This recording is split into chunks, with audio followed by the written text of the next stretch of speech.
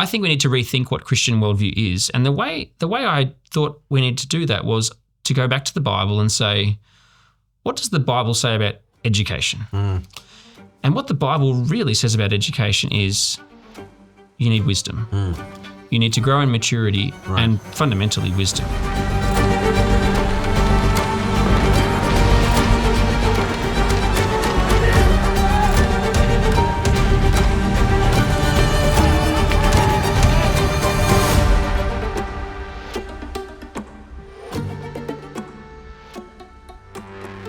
When Western civilization made common cause with revolutionary ideologues determined to live on their own terms, severed from God, a crisis of civility emerged, unraveling the political, economic, ecclesiastical, familial, and vocational foundations of society. This shift was facilitated by a Christian populace that had once laid the groundwork for Western civility, but found itself unable to withstand the rot of secularism. Gradually, they ceded various realms of civil life, retreating from the public square and resigning themselves to mere survival within the walls of the church. There have been earnest attempts to recover a robust, compelling Christianity that stands as a potent counterforce to the secularized world order. In response to a fractured world, some of the most incisive minds, J. Gresham Machen, Cornelius Van Til, Abraham Kuyper, R.J. Rushdoony, Francis Schaeffer, Chuck Colson, and others put forth the concept of a Christian worldview and philosophy as tools for discipleship and cultural engagement.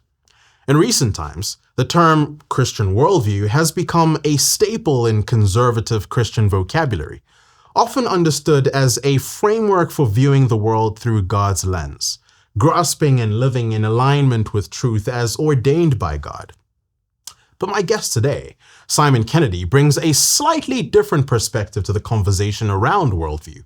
Kennedy, an academic thinker who has written extensively on political thought, modern philosophy, and more, challenges conventional approaches to worldview formation. Dr. Simon Kennedy is a research fellow at the University of Queensland, a non-resident fellow at the Danube Institute, and an associate editor of Quadrant magazine. He is also the author of Against Worldviews, Reimagining Christian Formation as Growth in Wisdom. Dr. Simon Kennedy, welcome to Of Flames and Crowns. It's really great to be here, Lennox. Thanks for inviting me, and thanks for having me here today. Right. In many ways, I wish that we started this conversation with what we started talking about before the cameras went on. I kind of expressed to you how I was really excited to meet someone like you. Because in many ways, I think Australia is, by and large, from what I hear, a very secularized nation. So I was wondering, how does a guy like Simon Kennedy exist in a content like that? And how have you found doing Christian work and Christian ministry in such a context? It's a really interesting question. I'm thankful to God for how He's used me. I think when I pursued the intellectual life and I thought, okay, I'm going to study, do some graduate school, do a PhD, you don't really know what God's going to do. And in a country like Australia, as you say, the academy's very secular, politics is very secularized. Yes. It's quite different to the United States. Right.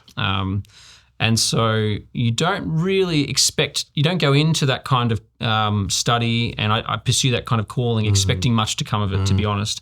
However, God's has a way of surprising people, and often when you give up your highest hopes, sometimes He then hands them back to you anyway. Right. And so I guess that's kind of, I feel like that might have happened to me because I'm able to I think to hopefully to serve the world in general, hopefully to serve my country, but then also the church with the giftings I think God has given me. And so I'm able to use my mind and my writing and my thinking and my speaking, despite the fact that, as you say, it doesn't look like there's a lot of room for that. I think what's happened is Australia's a fairly small place. I mean, there's 25 million of us.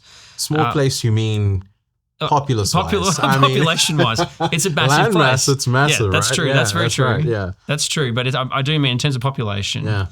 And the church is even smaller. I don't know the statistics, but probably something like it would be under 10% of people would be considered Reformed or evangelical. Wow, yeah. And that's taken into account Pentecostals, Methodists, everyone who might consider themselves a regular church-going person. So we're talking about a fairly small percentage of that 25 million.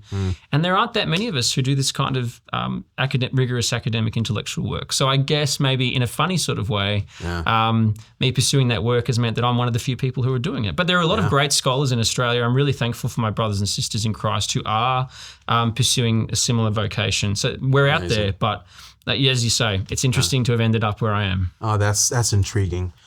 I'm wondering now, what encourages you most as you look at Australia, as you see what Christians have an opportunity to do there, and what would concern you most in contrast? Okay. Well, I see a lot of green shoots in the Australian church. There are some. The good news is that there are a lot of strong churches, and there are some strong denominations, and I'm really thankful for those churches and those denominations, and they provide a good foundation upon which I think the church can build and grow. And I'm really thankful for that, and I'm thankful for some of our seminaries. There are some really strong seminaries who are doing good work and are producing good ministers.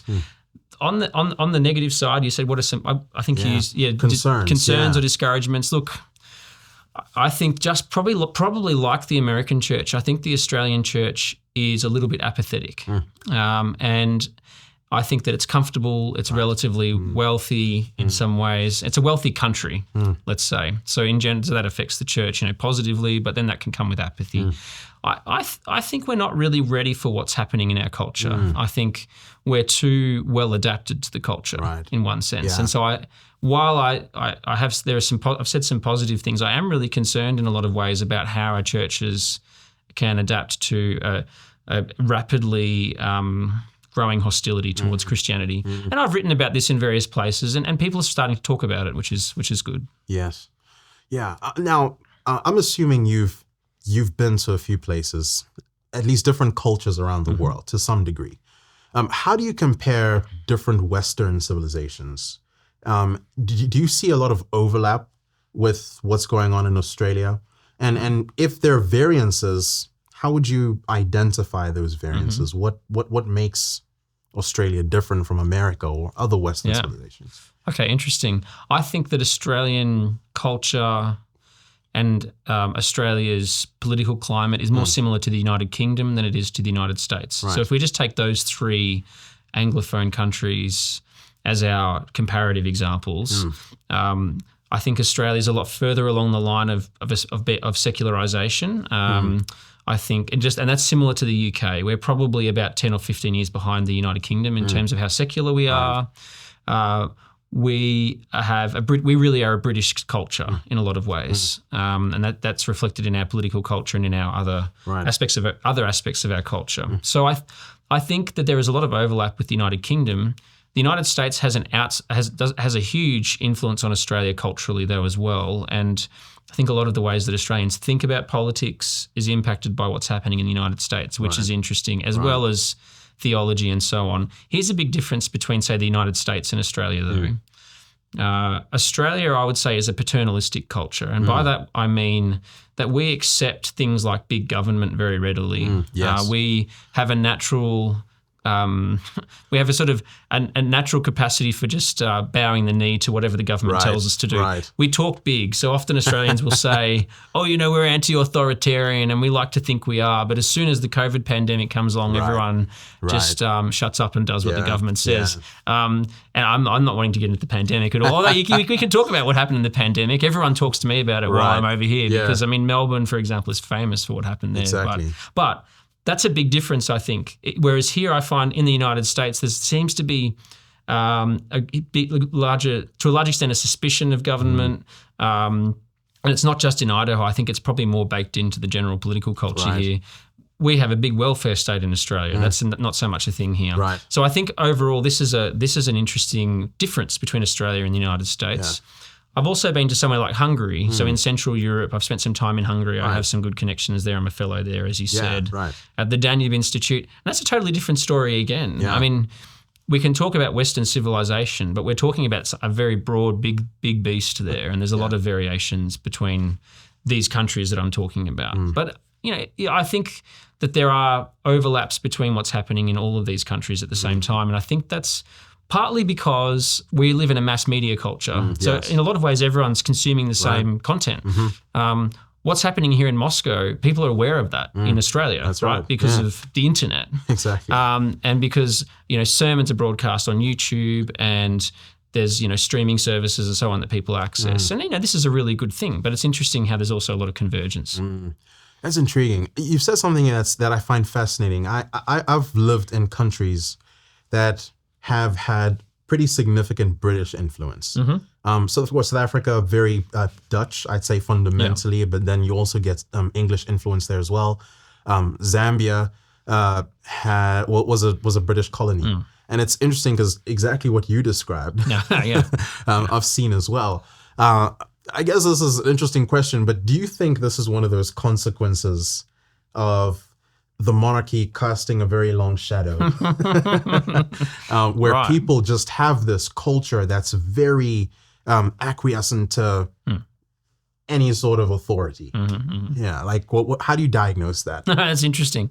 I've just been, the other day I saw Nigel Biggar, who's written a really good book recently on colonialism and the British Empire. And I need to get my hands on that. It sounds like an interesting... It's a very, very fine book. And he's a emeritus professor of theological ethics at Oxford. And a good Christian man. And his assessment of the British Empire is, on the whole, while there were problems with it, there were atrocities associated with it. There are lots of things you could point to in history and say, that's not very good. The British Empire did these bad things. At the same time, it did actually a lot of good things. And in general, it caused a lot of social and economic uplift in the countries where it cast its shadow. I think you're right. I think that some of the similarities you're seeing in former British colonies in sub-Saharan Africa to Australia, they're there for a reason. And it's not because Africa's like Australia, because they're different places. It's actually because of the British Empire. So is it the monarchy casting a shadow? I'm not sure whether it's the monarchy, but I wonder whether it's this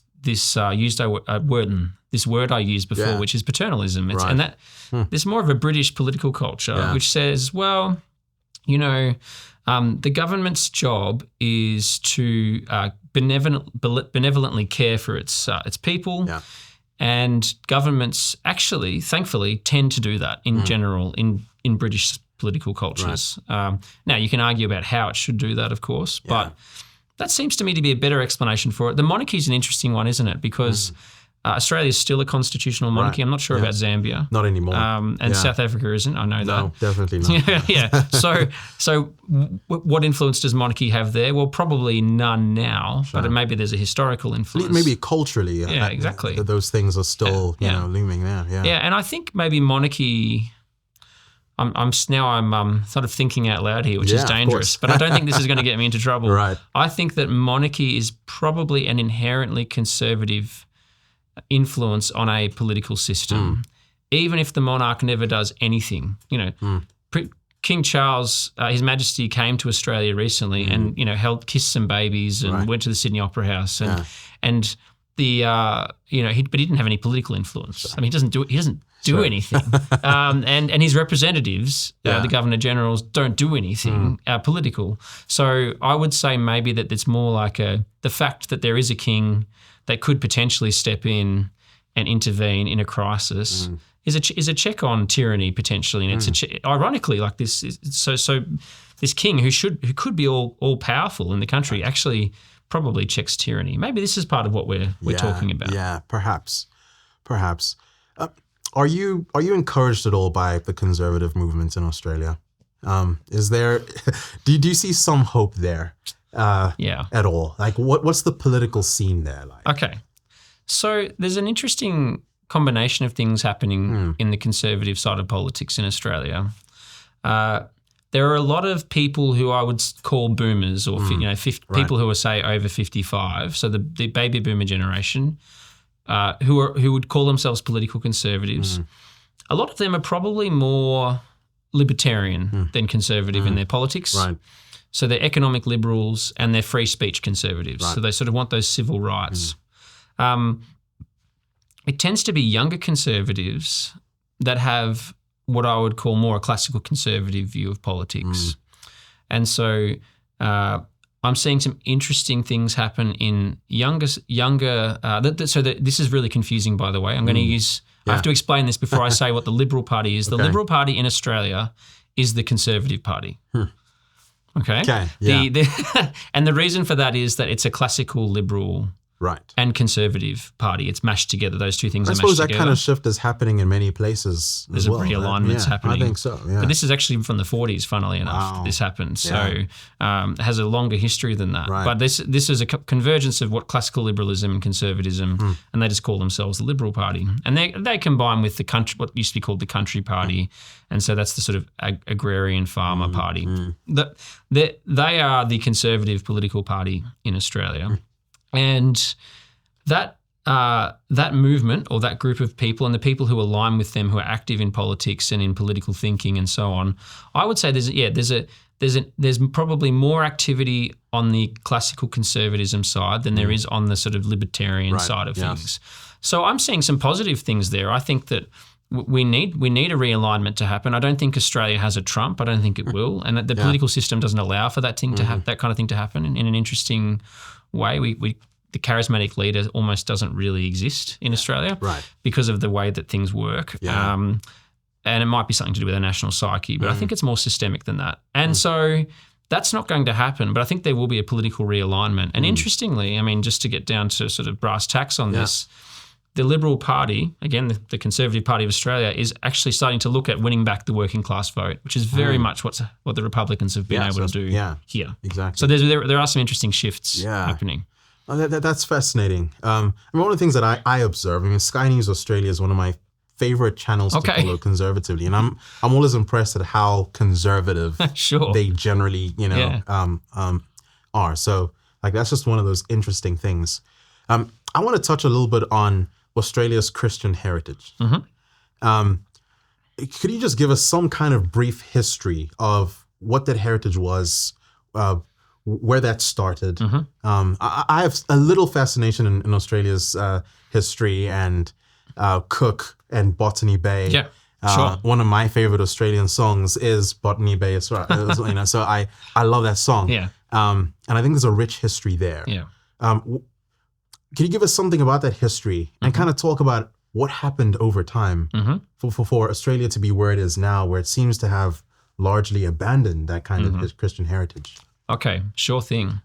Australia has a really interesting Christian history. The founding is a crucial difference with America's founding. So actually, I mean, Australia was settled around the same time as the independence, the War for Independence, or the American Revolution. Okay, so when the first ship arrived, there were mostly convicts and many, but also a good number of free settlers, and there was one Church of England minister who was an evangelical.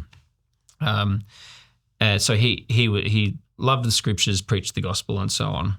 So this was there from the beginning. That Christianity was present, and the way that Christianity worked itself out was not in a.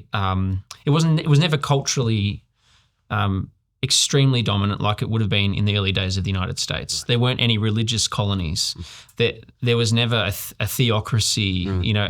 To use that term really broadly. But what there was an understanding from the British settlers and colonists knew that the faith needed to be there in order for there to be an ordered society. So often there were men of true Christian conviction who were governing the colonies. Sometimes they weren't men of true Christian conviction, but even those men knew the church needed to have a role in the colonial society. So what actually ended up happening, let me give you some examples of this, is that the government would actually support the church. It wouldn't support one particular church. There was no established church.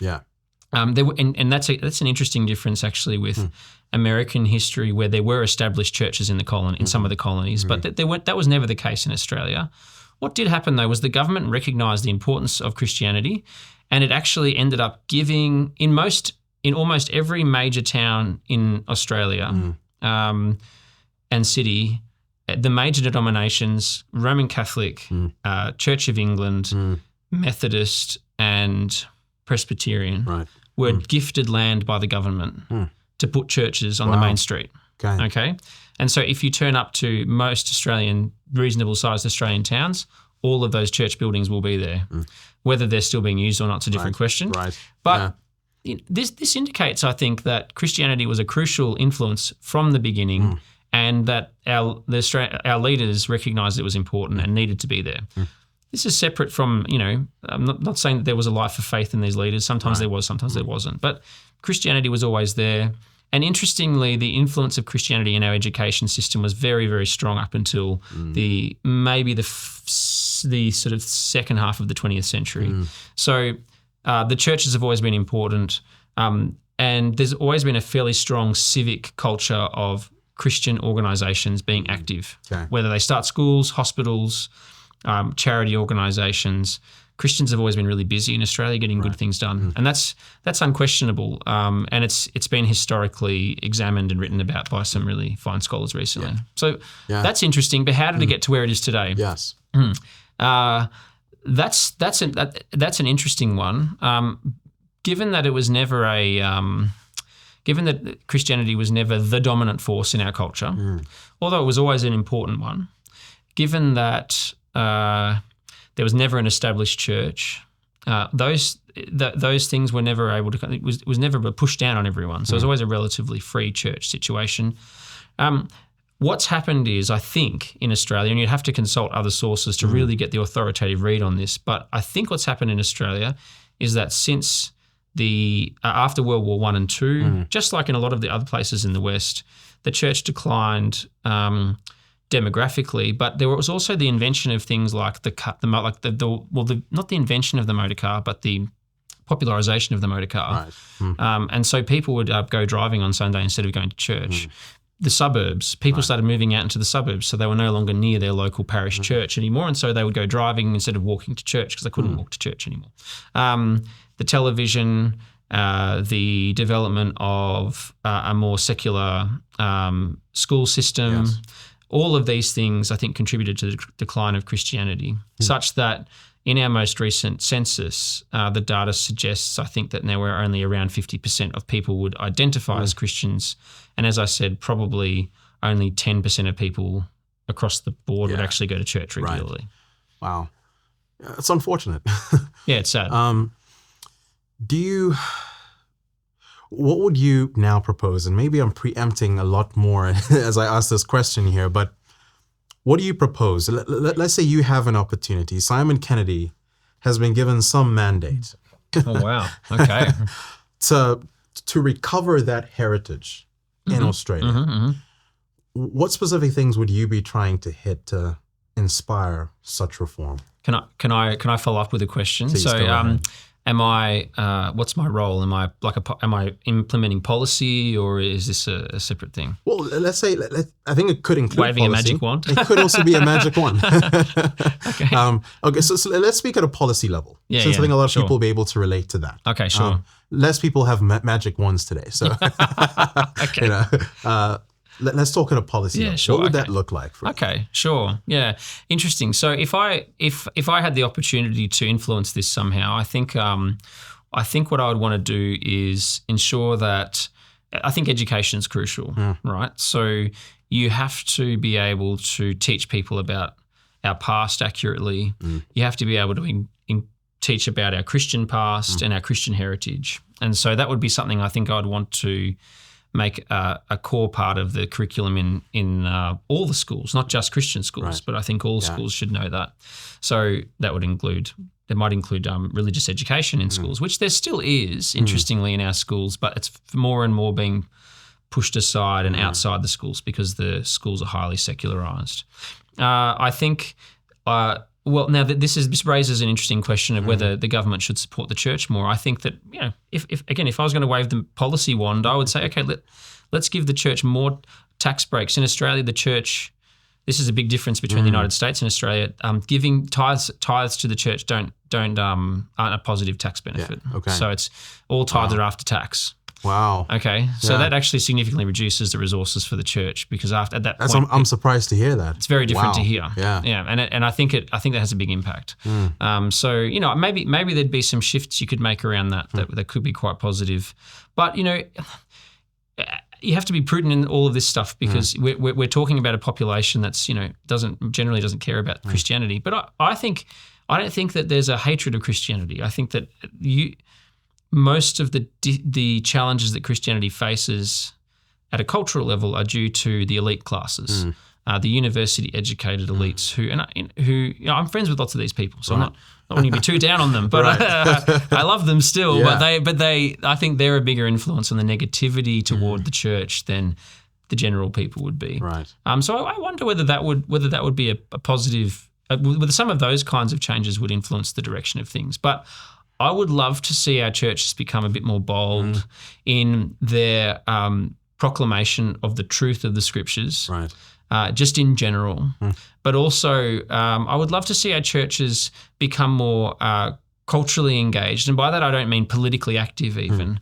I think it might just mean that they show a little bit more leadership in some public debates, or they might show more proactivity in building new Christian schools, in thinking about training the next generation. Right. As I said, I think there are positive things happening in those realms, but it could be stronger. Yeah. Yeah.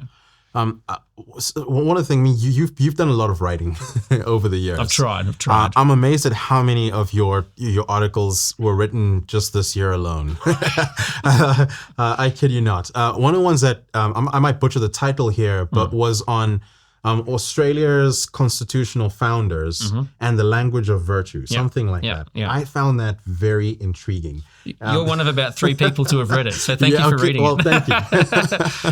Yeah, I mean, I thought it was excellent work, first and foremost. But I found just the idea around it fascinating, and how you kind of point to language and the formation of virtue, and you speak about character in relation to that as well. Do you want to break down what that concept is? And why that's such a significant thing to understand? Yeah, good. So let me start by explaining what we meant by virtue in the initial instance. And so when you look at the political thought, the Western political thought tradition, if you go all the way back to Aristotle and you work your way forward into the Roman thinkers, they have a concept of civic virtue, which basically means the virtues of being a public person and contributing well to public life. And so there are all kinds of ways that works itself out. But that's the kind of virtue that people in the West thought of when they thought of civic virtue. Right. And this idea is still with us today. We don't normally say it like that. In fact, one of the things I talk about in the article, and I should point out that my good friend and colleague, Dr. Ben Saunders, was my co-author. So it wasn't just me. Right, yes. He's an expert on the constitutional framing in Australia. We'll provide a link to that in the description of this. That'd be great. Yeah. And it's readily available. Anyone can read it. So it's available there. But Ben, so I want to credit Ben for a lot of the work on that. But one of the things we point to is that virtue, even though the language of virtue is often, which kind of disappeared and by the time the Constitution of Australia was framed, which is in the 1890s, they weren't really using that word. What word were they using? What were they thinking about? They were thinking about this idea of character, which is interesting. So the idea of character became much more prominent during the Victorian era. So in the 19th century in England, and you see people like Lord John Russell and other people who are very prominent politicians and thinkers using the word character instead.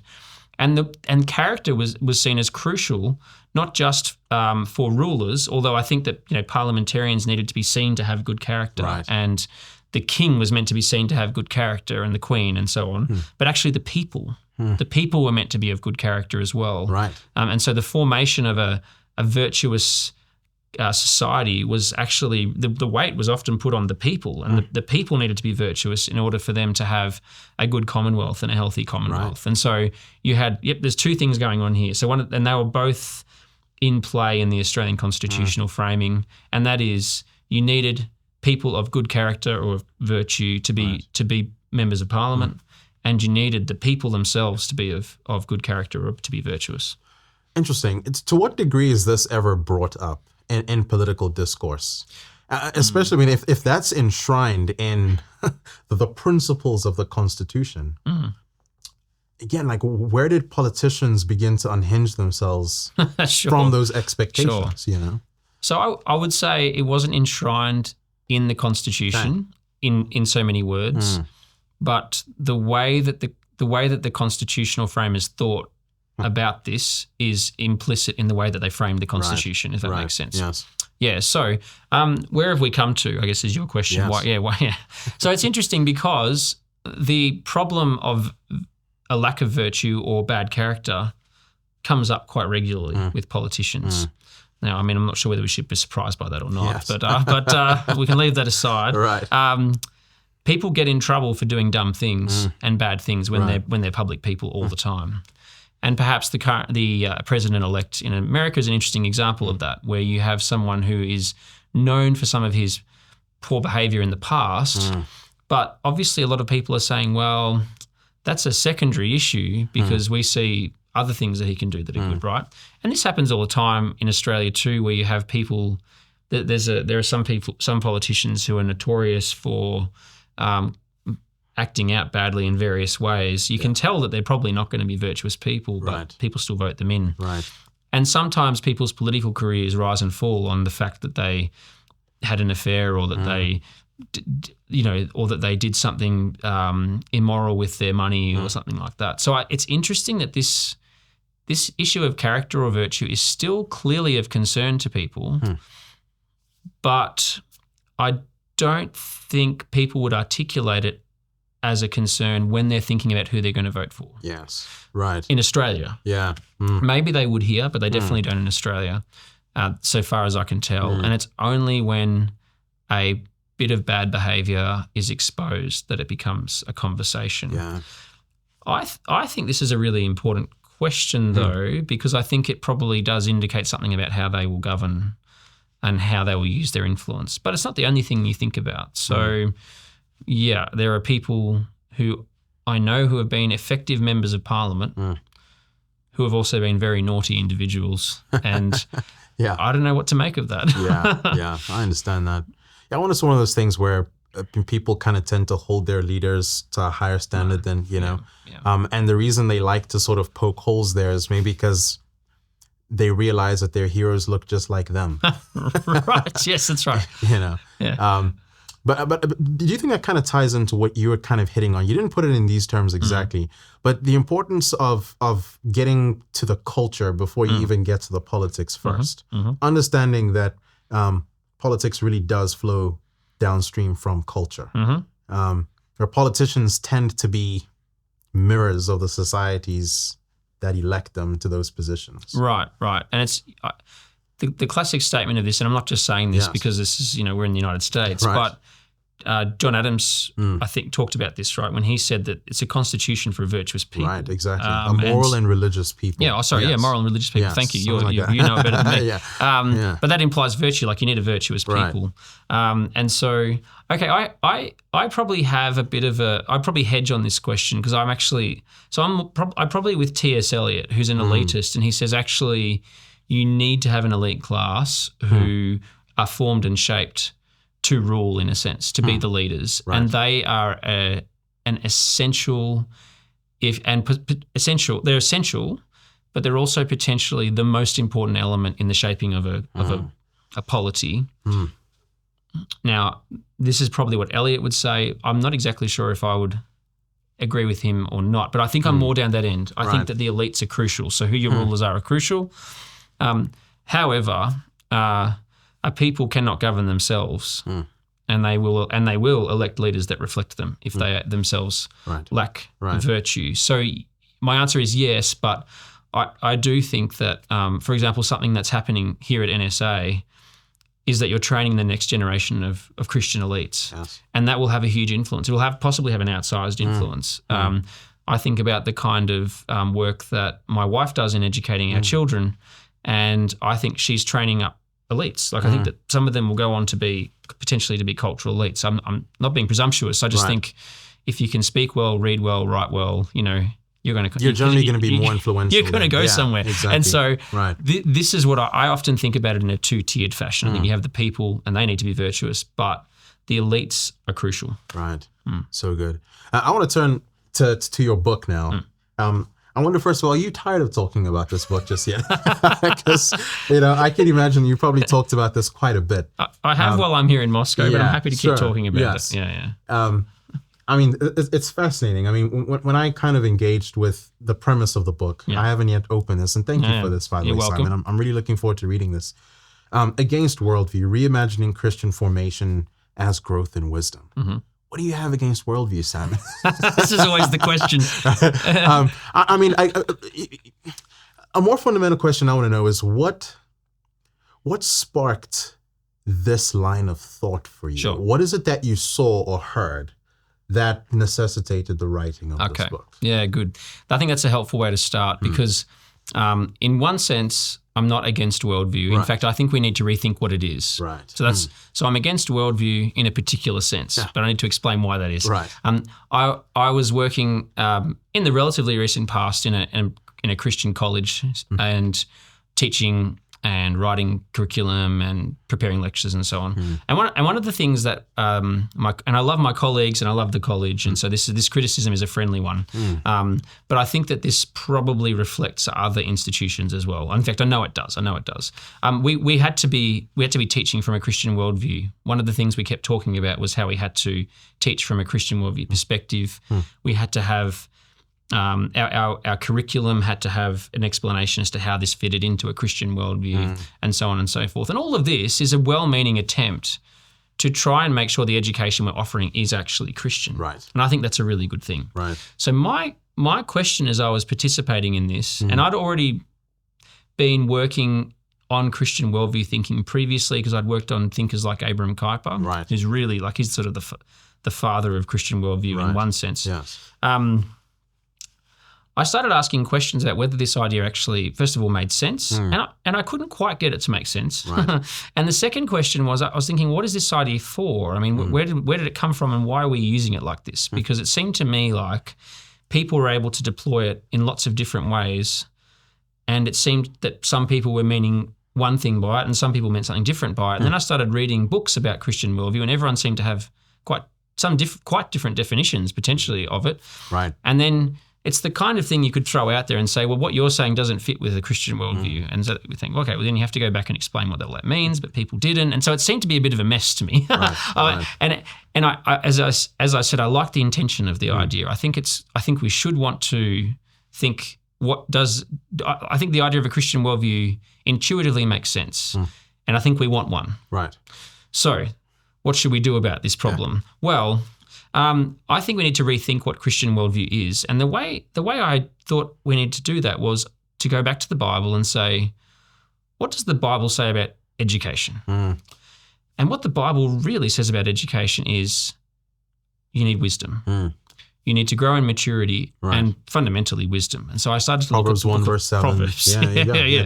That's the beginning, and that's actually the content of a Christian education is to grow in wisdom. And then I thought, actually, you know what? Everything that we learn at school, at college, in our graduate studies, in our lives as Christian disciples out there in the world, as adults, it's actually all growing in wisdom of some sort. And so I was looking through the Proverbs, thinking, and I was looking at people like Solomon and different parts of the Old Testament and New Testament where people are said to be wise. Sometimes they're building the tabernacle. Solomon is wise because he knows lots about birds and lots about like governance. Yes. In the book of Proverbs, what does the wise woman do? Heaps of different things. Right. Buys property, makes clothes, manages her household. So wisdom, it seemed to me like wisdom was not just an abstract concept, but it was always put into action in the world. And it involved things like potentially knowing about zoology and architecture and design and all kinds of things. Yeah. And so I thought, okay, this seems to match on with what you might learn in the classroom, actually. You could grow in mathematical wisdom, or you could grow in wisdom in how you write in English or in linguistics, or you might grow in wisdom in your tech classroom or whatever it might be. But then the New Testament also talks about spiritual wisdom, and it calls Jesus Christ the wisdom of God in 1 Corinthians. And so then I thought, okay, I think we have two kinds of wisdom in the scriptures. There's practical wisdom, which is more the wisdom in the book of Proverbs, But that's actually linked to the fear of the Lord is the beginning of wisdom. right. So that's linked to spiritual wisdom. Yes. And the Apostle Paul talks about the wisdom of knowing Christ. Right. And the wisdom that's revealed to us by God in Christ. And so what I've tried to do is reshape our Christian philosophy of education, or our philosophy of Christian education, by grounding it in the idea of wisdom, in the biblical idea of wisdom. But as we get wisdom, what we get at the end of it is a Christian worldview. And so the Christian worldview doesn't give us the content for education. It doesn't. It's not the thing that should necessarily shape what we're thinking about when we think about Christian education. But it's actually the goal. The goal. Yeah. I love how you've put that. I think that's an interesting way to put it. So there's a sense in which you are making a semantic argument. Yep, in a way. But there's also a pedagogical argument that you're making here Exactly. as well. Right. Exactly. I'm interested to know, it sounds like you've got an incredible wife who's very devoted to your family and your children as well. Are there ways that, like, what does this look like in your home? I guess is one way I'd ask this. How does your approach to teaching your children, how is it shaped by this way of thinking specifically? Good. Yeah. One thing we're wary of is of getting Christian homeschool textbooks. So we're a homeschooling family, and we get our textbooks and our writing books, and we see the obligatory Bible verse at the top of the page, which only in a very sort of abstruse sense relates to the topic that's being talked about. And so it might mention birds and the studies on birds, but the verse isn't really about birds. You know, it's sort of said in a different context. It might be in a psalm that's talking about something else, whatever it might be.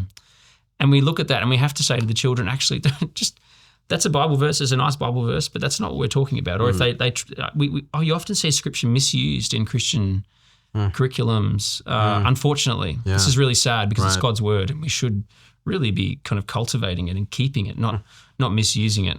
And so that's one thing that we're quite careful with, how we use the scriptures in our education. We want to use the scriptures in the way they're intended to be used. And so we read the Bible together as a family all the time. We do family worship. We do catechesis, but we try to let God's special revelation speak for itself and his general revelation speak for itself. And sometimes they overlap. Yeah. But they don't have to all the time. And so we take an approach where we actually just want to teach everything really well and help our children attain to the truth that God has put in the world and in his scriptures. It's all there. It's all God's. Yeah. It's all God's truth. Yeah. But we don't want those two revelations to necessarily. They always match, and they'll always, like at the end of the day, they're coherent. But I think I often see Christian educators, well-meaning Christian educators, mix them up a bit too much. Yeah. So that's one thing. But look, let me explain something else as well. Yeah. We actually fundamentally want two things for our kids. We want them to be Christians. We want them to be like warm, enthusiastic believers who just love Christ and do the calling that Christ has put on them in the world, whatever that is. That's the first thing we really desire. That's the main thing we desire for our kids. But we also want them to be able to love their neighbor. And so then that often requires something else other than just being a Christian. You need to be competent at things. You need to know how to think well. You need to be wise. And so, you can see how the two wisdoms can actually practically work themselves out in how a child develops, I think. Yeah. That's really good. So I guess for many years, I have not minded calling myself a Kuyperian at all. Kuyper has influenced a lot of mine. I mean, he's a great thinker. He's a great thinker. Schaefer is another one that I also a great thinker there as well. Yeah. One of the things that I've seen you write, and there was another article I'm going to refer to here, and I think it was recently published by Cambridge, if I'm not mistaken. Yeah, it was in Church History. Church History Journal. That's what it is. Very good. I mean, I loved it. It's a long read. Yeah. But it's supposed to be, I think, because I think you really did lay out things very, very interestingly. One of the things that you said there was how the term worldview seemed to arise, or the way at least these gentlemen made reference to it, was in the context of having to combat things like secularism, right, and modernity. For that reason, would you not still say then that it's a helpful term to use, assuming that we are still very much in the fight that they were describing? And I suppose you've used the word wisdom, right, to sort of explain a sort of semantic and pedagogical approach to this. But do you think there's another broader term to describe what it should look like when we're actually trying to disciple people to think in Christian categories? Okay, well, let me start with the second one first. Yeah. I haven't been able to come up with a better term yet. And I've tried to think about this because part of me wanted to get away from the worldview language because it was saddled with a lot of problems. But I think we can use it better, and I think we can refine what we mean by it and so on. So that's what I've tried to do in the book. Right. And I hope it's a really helpful contribution in that way too. The first question is interesting though, because you're saying, well, should we keep using worldview because we're still in the same fight effectively? Yeah, I think so. I think we can. I think if we can really refine what we're on about when we mean what we mean by worldview. Yes. If we can really define our terms properly, I think by all means let's use it, because we are still grappling with the same issues that people like Abraham Kuyper and James Orr were grappling with in the late 19th century. Right. What we're seeing is sort of that the things that they identified very early on in the secularization of the 19th century and then into the 20th century, those things continue to play out. And so as you gestured towards in this article, you have people like Schaeffer, and I actually finished with Nancy Pearcey, who's still a wonderful Christian intellectual who's doing good work.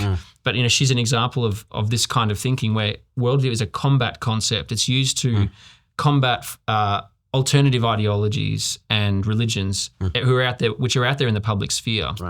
Right. And so it's used as a public combat concept. And I don't think that's wrong. I think we should still use it. We can still do that kind of work. Yeah. So that article was not meant to criticize that kind of thing. For sure, but it is meant to interrogate the origins of the Christian worldview concept. Part of my problem with the worldview concept as it relates particularly to education is that I would say you cannot build a culture upon the grounds of criticism or critique. And worldview is fundamentally a weapon of critique. You are critiquing a false idea, or you are trying to weed out a non-Christian influence from a particular way of thinking.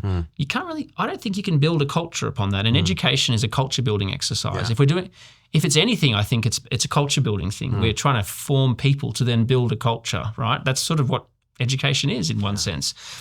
I don't think worldview is useful as a foundation for that, which is why I think we should think about it as the goal.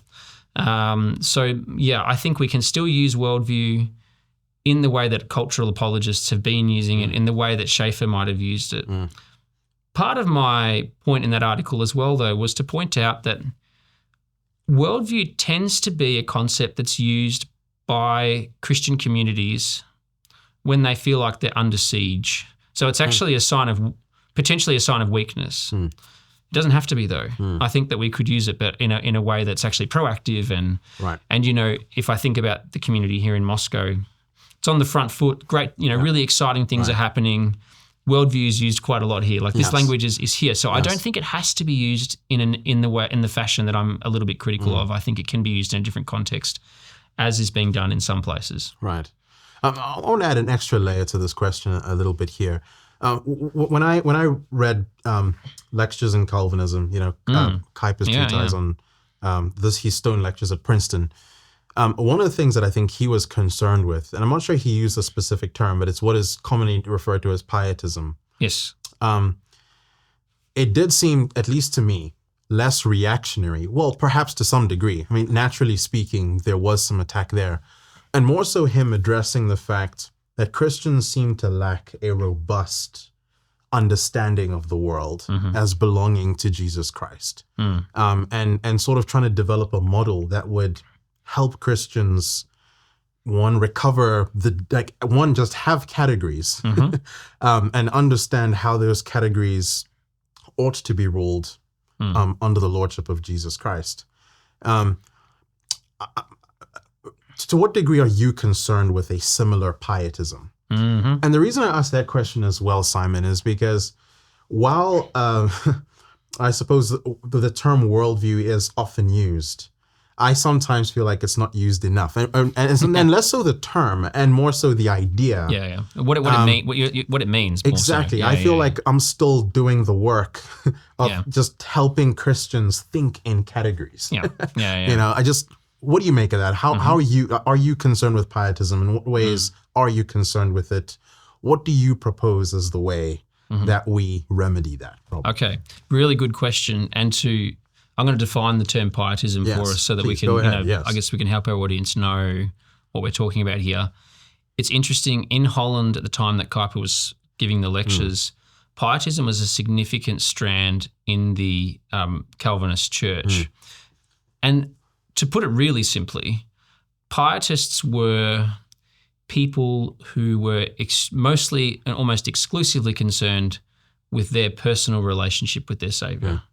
And their faith worked itself out practically in doing really good things like listening to sermons and reading the Bible and praying and going to prayer meetings and so on.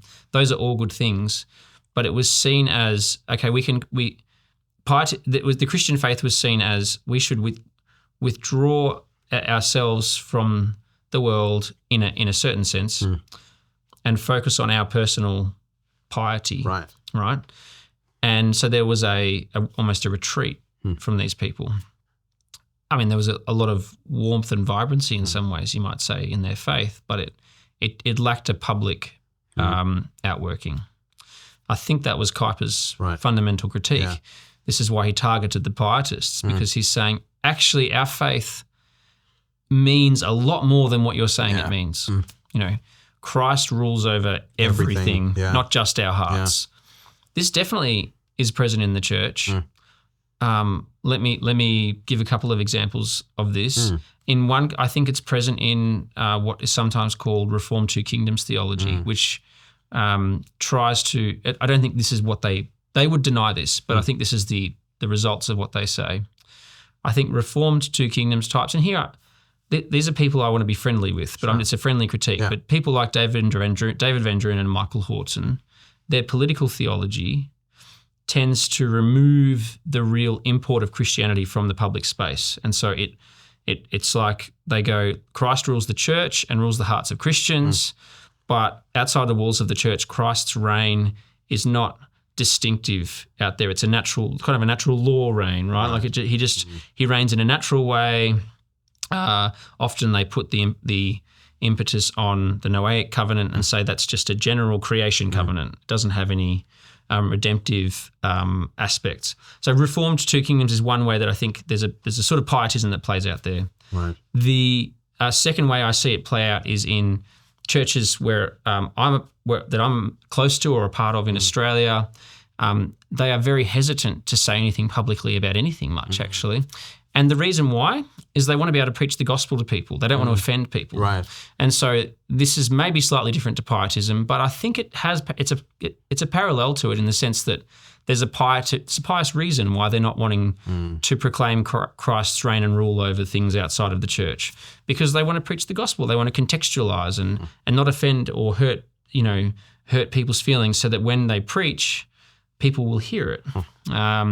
But I think this is a problem too, because actually you're diminishing the witness of the church in some way. So I would like to see a more robust public witness from the church than what we're seeing at the moment in these sort of more pietistic circles. I think you've raised a good point. Yes, certainly.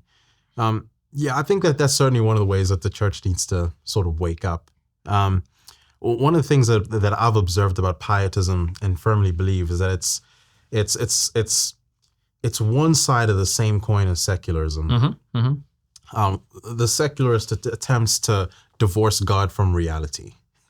The pietist says amen to that claim and retreats into this little corner, which means it has no real cultural potency against secularism, which means, yes, now the Christian now has to recover that, again, I think with an understanding and application of the sovereignty of God, which is a concept that rubs people the wrong way. Like when you say God rules over everything, everyone says amen. But when you start to push that and you're like, no, absolutely everything People, and that it has practical implications. And it actually has practical implications. They tend to have a problem with that. Yeah. Is there a way that you have sought to, I don't know, package teaching on the sovereignty of God in a way that is palatable to people who might otherwise find that problematic? I haven't found a really good solution for that. One thing maybe there doesn't need to be. I don't know. Yeah. So well, one thing I do. yeah. This is one thing I do is Right. I try and write publicly about public issues as a Christian, and so I write about things that I have something intelligent to say, on. Like I don't just write about everything, but Yes. I try and show in my public writing as much as possible to Christians and to non-Christians how we Christians do have something important to say about public issues, and also how important Christianity is for public life and for our nation Yes. and for our culture. Yes. And so I suppose this is me trying to be Kuyperian, but I'm not really giving people a particular theory of how to do it. Right. But I guess that this is the good part of Kuyper coming out of me, I think, which is to say, yeah, do you know what? He's right. Christ rules over every square inch, and if we think carefully and prayerfully about things in God's world, we can say something as Christians that can point people to how Christ rules that part of creation, what the reign of Christ means, what the implications of those things are, and sometimes the reign of Christ might look the same as it might not change the thing that's there. I mean, I'm not thinking of anything in particular, but sometimes road rules might stay exactly the same. But there are definitely areas of public policy and of cultural life where if Christians were able to make a positive, truly Christian statement about what the reign of Christ meant for that, then it could have a really interesting impact. I agree. Yeah. I agree. Simon, I'd love to have another conversation with you at some point. It feels like we didn't have enough time to get through everything, but I really appreciate your time today and just for your willingness to lend your wisdom. So yeah, thank you for being on Flames and Crowns. It's been a lot of fun. Thanks for having me. Awesome. Thank you so much.